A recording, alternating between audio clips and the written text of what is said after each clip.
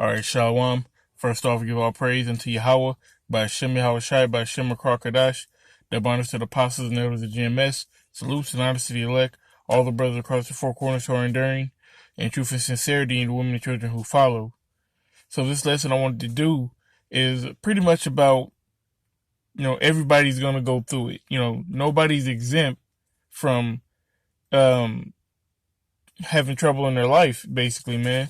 It doesn't matter who you are, whether you big, tall, small, fat, skinny, old, young, rich, poor, everybody's going to go through it, man. So what you're going through is not more important than what I'm going through, and so on and so forth, man. So I'm just going to, get to the scripture. This is Sirach chapter 40.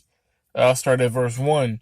It says, "Great travail is created for every man, and a heavy yoke is upon the sons of Adam, from the day they go out of their mother's womb to the day they return to the mother of all things." All right, great travail, man. You're going to have some obstacles in your life that you're going to have to overcome.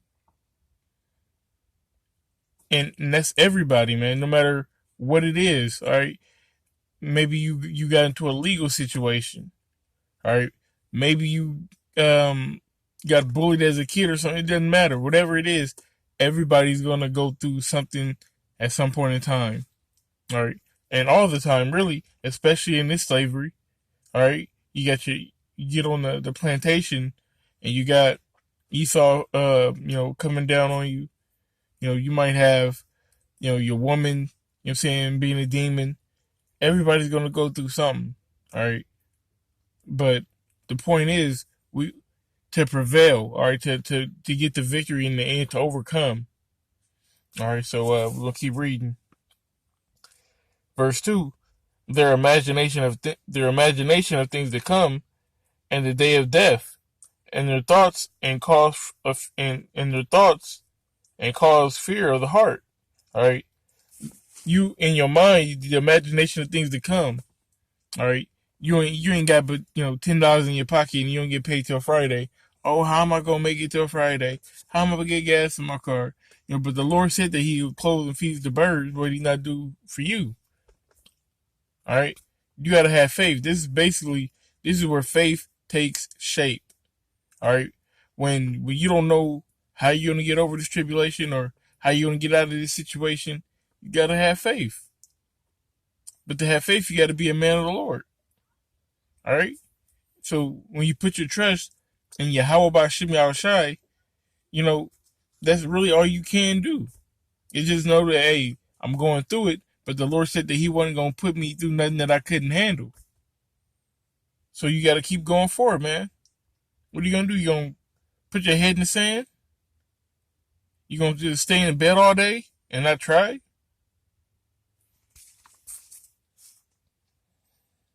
says, "From Him that sitteth on the throne of glory, unto Him that is humbled in earth as ashes." All right, so like I said, it don't matter if you Donald Trump, Barack Obama, or the beggar on the street. Everybody got their problems. Even that wicked nigga Big said, the more money you make, the more problems you get. That's true. Have you ever? I remember when I was, a teenager, and I was, making, like $6.50 an hour. I would spend up my money, and then bam, I'd be broke until the next little payday or whatnot. I make a lot more than that now. And guess what? It still happened. I'm still broke, waiting on a payday. That's just how it is, man. We are not in our kingdom. Okay. We're not in a position that's going to put us to win, win, win, win, win. Everybody's going to take L's in this place. Just know that the L's are going to come. Prepare for them as best as possible. Weather the storm and keep it pushing. Most importantly, keep doing this work. Push this word out.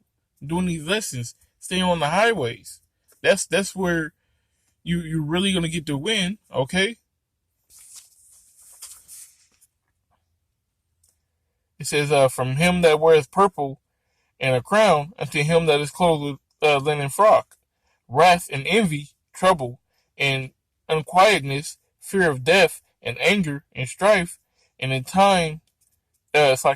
the time of rest upon his bed, and rest his bed, his night's sleep do change his knowledge. Okay, so you worried about all these things. Okay, you worried about wrath and envy. You know what I'm saying? What the next person got.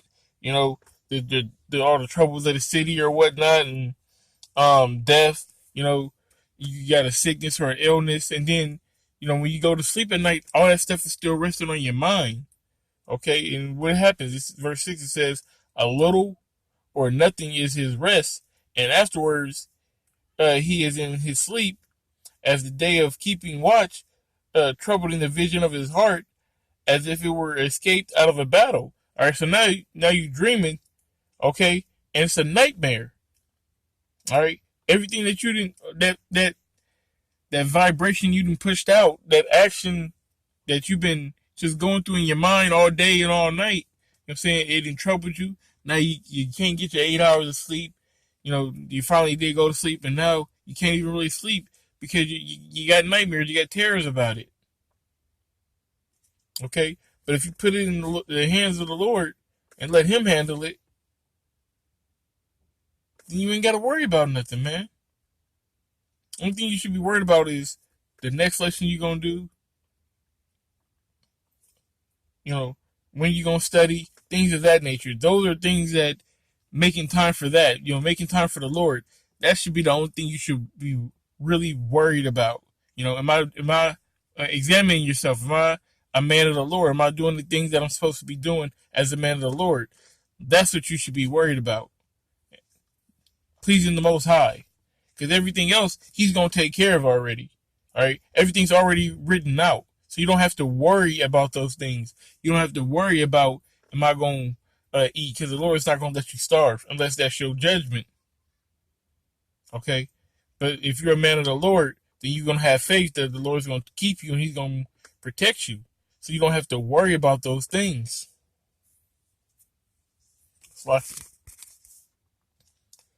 says, when all is safe, he awaketh and marveleth that his fear was nothing. Okay? You're going to see that, it was nothing, that you was just tripping. Okay? So don't let the things of the world affect you. Don't let the things of the world, throw you off your center. All right? The Most High is going to take care of you. Pray to the Most High. Fast. Okay? The only thing you should be worried about is this truth. Everything else is going to take care of itself. Women going to take care of itself. Money going to take care of itself. Food, shelter, clothing, children, all that stuff, gas, transportation, all that's going to take care of itself. Okay? You may not, just because you can't see it right now, don't mean the Lord ain't got a plan for you already. Carnally, you may feel like you on the edge and you don't, just because you don't know, all right? And that's a human feeling, okay? The unknown. People fear what's unknown. And they want a comfort zone. People want a comfort zone with, how can I put this? People that know they have something, they find comfort in it because it's assured. But that's not faith. Because what's faith? Faith is the substance of things hoped for, the evidence of things not seen. So if you can't see how you're going to pay your bills, but you got faith that the Most High going to take care of you, then you ain't got to worry about it. But the unfaithful, the ones that be like, oh, well, I don't know how I'm going to pay my bill, so I got to go hit this lick. I got to go do this. I got to go do that. Those are the ones who are outside of the protection of the Most High because you don't got the faith. All right, so I'm going to wrap it up with that. I hope you brothers are edified. So I want to give all praise, honor, and glory unto Yahweh, by Hashem Yahushai, by Hashem Karkadash, the honors to the apostles and elders of GMS. Salutes and honors to the elect, all the brothers across the four corners who are enduring in truth and sincerity, and the women and children who follow. Shalom.